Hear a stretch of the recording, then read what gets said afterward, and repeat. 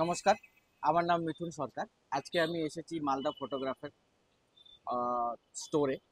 আমাদের কাছে আজকে আহ, বেশ কয়েকটা তো নয়, বাট আপাতত দুটো মডেল রয়েছে যেটা রিসেন্টলি বাজারে খুব বেশি ডিমান্ডে আছে। সেটা হচ্ছে একটা হচ্ছে R8 আর একটা হচ্ছে R6 Mark II। যদি আমি দুটোর স্পেসিফিকেশনস নিয়ে আমি বেশি কিছু বলবো না, বাট হ্যাঁ, একটা জিনিস রয়েছে, সেটা হচ্ছে কেন নেব এটা জিনিস। তো যারা আর কি ওয়েডিং ফটোগ্রাফিতে রয়েছেন তাদের জন্য এই দুটো ক্যামেরাই খুব বেশি হেল্পফুল আমি বলতে পারি। তার কারণ হচ্ছে যেটা এখন দরকার আমাদের, আমরা সবাই যদি আমরা একটা ওয়েডিং ফটোগ্রাফিতে যদি আমরা কাজ করছি অ্যাজ এ ওয়েডিং ফটোগ্রাফার, সেই ক্ষেত্রে আমরা একটা ক্যামেরাতে দুটো জিনিস খোঁজার চেষ্টা করি। সেটা হচ্ছে প্রথমত স্টিল, যেহেতু ভিডিও একটা ডিএসএলআর বা মিররলেস আছে, তো আমার স্টিলটা থাকতেই হবে, সেটা অবভিয়াস কথা। বাট তার সঙ্গে সঙ্গে আমরা একটু সিনেম্যাটিক ব্যাপারটাও দেখতে চাইছি আজকাল। কারণ এখন শুধু স্টিল বলে ওয়েডিং ফটোগ্রাফাররা শুধু স্টিলই করছে সেটা হচ্ছে না বা সম্ভবও না। কারণ এখন আমাদেরকে সময়ের সঙ্গে সঙ্গে যেতে হবে, তো আমাদের এখন স্টিলের সঙ্গে সঙ্গে একটু সিনেমার দিকটাও দেখতে হচ্ছে। তো সেই সিনেম্যাটিক যে ডিমান্ডসগুলো এখন রয়েছে, যেটা একটা ওয়েডিং ফটোগ্রাফার বা একটা সিনেমাটোগ্রাফার একটা ক্যামেরাতে খুঁজছেন, তাদের বেসিক্যালি কি কি লাগছে, তাদের লাগছে একটা ভালো অটো ফোকাসওয়ালা ক্যামেরা, সঙ্গে ওটার মধ্যে কালার গ্রেডিং যাতে ভালো আসে সেই অপশনটা, যেটাকে আমরা লগ বলে থাকি।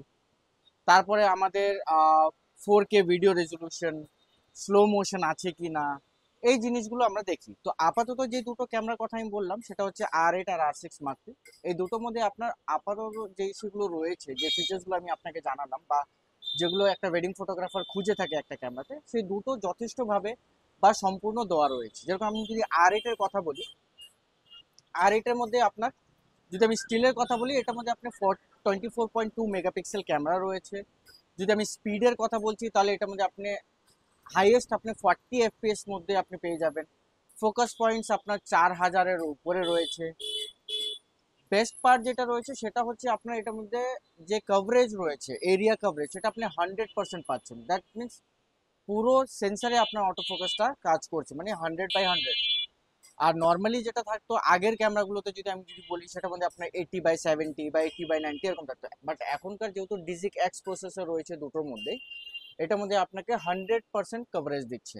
তার সঙ্গে যেটা এখন লেটেস্ট যেই অপশনগুলো রয়েছে, আই ডিটেকশন এফ, সেটা হিউম্যান বলুন, অ্যানিমাল বলুন, এই দুটো তো রয়েছেই। তার সঙ্গে আরেকটা অ্যাডভান্স রয়েছে, সেটা হচ্ছে আপনার vehicle detection F. That means আপনার যদি কোনো ভেহিকলটাকে ট্র্যাক করতে চাইছেন, সেটাও আপনি এটার মধ্যে সম্ভব হয়ে যাবে। এটা হলো আপনি স্টিলের কথা। এখন যেটা আমি দ্বিতীয় কথা বলছিলাম, যেটা হচ্ছে সিনেমাটোগ্রাফির মধ্যে। তো সিনেমাটোগ্রাফার মধ্যে যদি বলি এই দুটো ক্যামেরার মধ্যে কি স্পেশালিটি রয়েছে, দুটোর মধ্যে আপনি 4K পাচ্ছেন, যেটার মধ্যে আপনি তিনটে ডিফারেন্ট ফ্রেম রেটস পাবেন, 24, 30 অ্যান্ড 60p। ডিফারেন্সিয়েট কোথায় হচ্ছে যে এই দুটোর মধ্যে আপনি এই তিনটে ফ্রেম রেটসে আনক্রপ ভিডিও পাবেন। দ্যাট মিনস কোনো ক্রপিং এর ইফেক্ট থাকবে না এটার মধ্যে। তার সঙ্গে এটার মধ্যে স্লো মোশন আছে ইন বডি ফুল এইচডিতে, সেটা আপনার 4 টাইমস আর 6 টাইমস, মানে দুটো ফ্রেম রেটস পাচ্ছেন। একটা হচ্ছে আপনার 120p ফুল এইচডি, আর একটা হচ্ছে আপনার 180p ফুল এইচডি।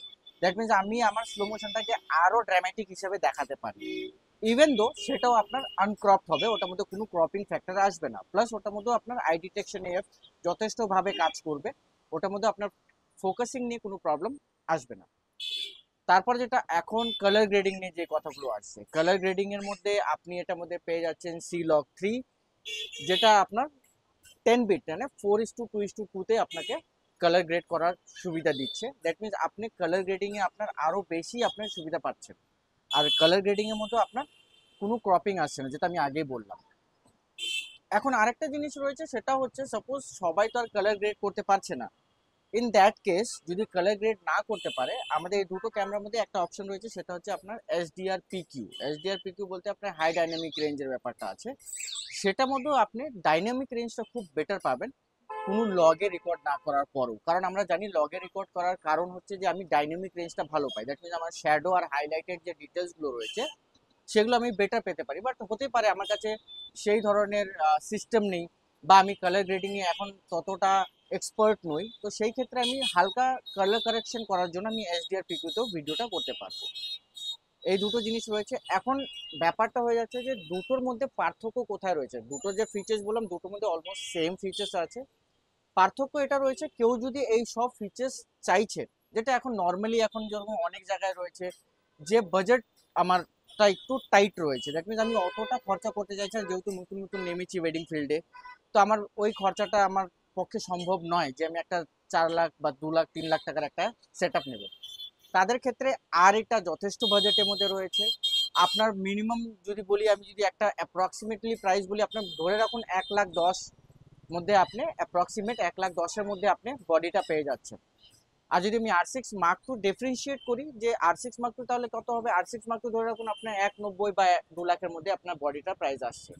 ডিফারেন্সিয়েট কোথায় আছে, দুটোর মধ্যে ডিফারেন্সিয়েট এটা হচ্ছে যে R6 Mark II আপনার আরেকটু অ্যাডভান্স অপশনে রয়েছে। অ্যাডভান্স অপশনে কেমন রয়েছে, যেরকম এটার মধ্যে আপনার বডিটা যেটা রয়েছে সেটা অ্যালয় ম্যাগনেসিয়ামের বডি, যেটা আপনার spill proof, drip proof, dust proof এগুলো রয়েছে। প্লাস এটার মধ্যে আপনার যেটা রয়েছে ডুয়াল কার্ড স্লট আছে। আপনার এটার মধ্যে ব্যাটারিটা একটু বড় আছে, প্লাস এটার মধ্যে আপনার ইন বডি ইমেজ স্টেবিলাইজার রয়েছে, যেটা আপাতত ইন্ডাস্ট্রিতে সবার থেকে বেটার স্টেবিলাইজেশন দিচ্ছে, যেটা হচ্ছে আপ টু 8 স্টপস, মানে আপনি 8 স্টপস অব্দি হ্যান্ডেল ফটোগ্রাফি করতে পারছেন, তাতে আপনার কোনো শেকের ব্যাপারটা আসবে না। থার্ডলি যদি বলি আমি R6 Mark II কি ডিফারেন্স আছে, R6 Mark II আরেকটা ডিফারেন্ট রয়েছে, সেটা হচ্ছে আপনার, আপনি যদি চাইছেন যে আমি 4K থেকেও উপরে কোনো ভিডিও করতে চাই, সেই ক্ষেত্রে আপনি এটার মধ্যে 6K র করতে পারবেন। সেটার জন্য আপনাকে অফিসিয়ালি একটা এক্সটার্নাল ডিভাইস, যেটাকে আমরা নিনজা বলে থাকি, সেটা ইউজ করতে হবে। যদি আপনি নিনজা ইউজ করতে পারছেন, তাহলে এটার মধ্যে আপনি 6K র অবধি রেকর্ড করতে পারবেন। বাকি যা ফিচার্স বললাম নিয়ার অ্যাবাউট অলমোস্ট দুটোর মধ্যেই সেম আছে। এখন বাজেটের ব্যাপার, কেউ যদি পকেট ফ্রেন্ডলি চাইছে যে একটা বাজেটের মধ্যে একটা ভালো বেটার ক্যামেরা নিতে চাই, তাদের জন্য আমাদের R8 রয়েছে। কেউ যদি একটু প্রফেশনাল দিকে গিয়ে একটু বেটার ক্যামেরা নিতে চাইছে, তাদের জন্য R6 Mark II রয়েছে। সঙ্গে থাকবেন, এর চেয়ে আরো ভালো ভালো ক্যামেরা আসছে। যত ক্যামেরা আসবে আমরা আপনাদেরকে আপডেট করতে থাকবো। Thank you so much.